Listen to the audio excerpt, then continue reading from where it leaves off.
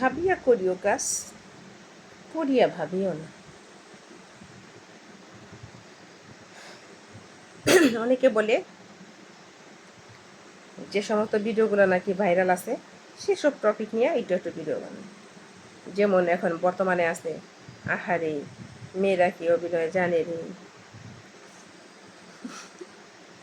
এখন আমি কি বলবো বলেন? আমি তো বলবো আহারে ছেলেরা কি অভিনয় জানে রে।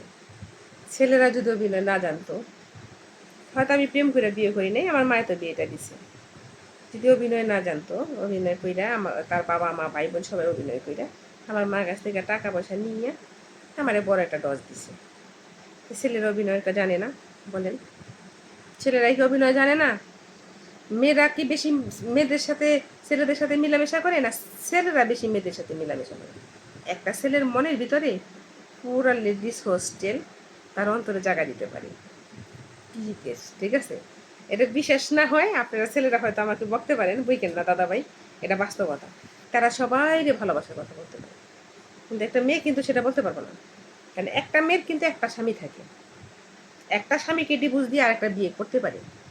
আর একটা ছেলে তার যদি 10টা বউ থাকে, 4টা বিয়ে করার অনুমতি আছে বাংলাদেশে, যেটা জানি। তার যদি 10টা 11টা বউ থাকে, সৌদি আরবে দেখছি আমি যে 10টা 11টা 12টা বউ আছে, তো সেটা কিন্তু তার চলে। কারণ ইসলাম অনুমোদিত, সে করতে পারবে। একটা মেয়ে কিন্তু সেটা পারবে না। তো সেখানে যেখানে মেয়েরা এতগুলো মানুষকে একসাথে অন্তরে জায়গা দিতে পারবে না, সেখানে ছেলেরা 20 জন একসাথে মনের ভিতরে জায়গা দিতে পারবে। এবং এমনকি মৃত্যুর পর পর্যন্ত সে 70টা থেকে 70 না কতটা 70টাই তো মনে 70টা সে হুরমা পাবে, মেয়ে পাবে, একজন স্ত্রী হিসাবে, বাকিটা দাসী হিসাবে। তো চিন্তা করেন, এটা তো আল্লাহ তার সেই ক্ষমতাটা দিচ্ছে, তাই না? অনেক মেয়েরা বলে যে নারী পুরুষ সমান অধিকার।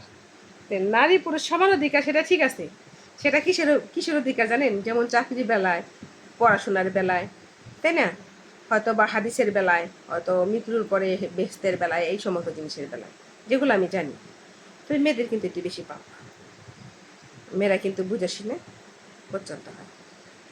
তো আমার কথা হচ্ছে, যেহেতু মেয়েদের পাপটা বেশি এবং মেয়েরা একটা পুরুষে আসক্ত থাকতে হবে, একটা নারী অতি পুরুষে আসক্ত থাকতে পারবে না, বুঝছেন? এটা হচ্ছে বাস্তবতা। কিন্তু এটা তাহলে কেন অনেক মেয়েরা বলে যে ছেলে মেয়ে সমান অধিকার? না, একটা ছেলে কিন্তু রাস্তায় প্রস্রাব করতে বসে, আমরা কিন্তু পারবো না রাস্তায় ইস্যু দিতে, আমাদের দ্বারা সম্ভব না। তাহলে কেন এই সমস্ত বইলা শুধু শুধু ছেলেদেরকেও ছোটো বানাইবেন না?